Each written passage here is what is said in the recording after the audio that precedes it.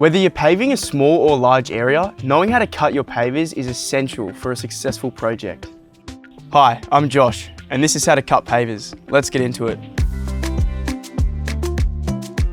Before you start, measure your area where your paver will go.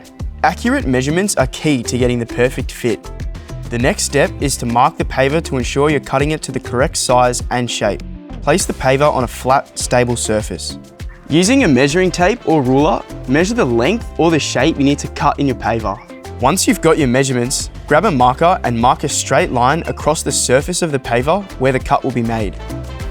A helpful tip is to make the line bold enough so you can see it when you're cutting, but not too thick that it throws off your accuracy.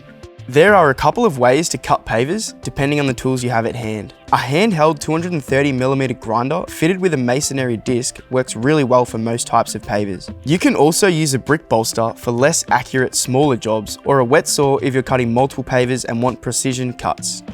Now place your paver on a solid surface. If you're using a wet saw or a grinder, make sure to put the blade on one side of the line. Hold the paver firmly in place and slowly guide the saw along the line. Make sure to keep the pressure steady and let the saw do the work. Forcing it may result in a rough cut or damage to the paver. If you're using a brick bolster, position the paver, apply pressure, and it should split cleanly. Then clean up the edges with the bolster. And there you have it. With just a few simple steps, you've got perfectly cut pavers ready to be laid. If you liked this video, make sure to check out our other instructional guides. We've got plenty of DIY advice online to help tackle your next project with confidence.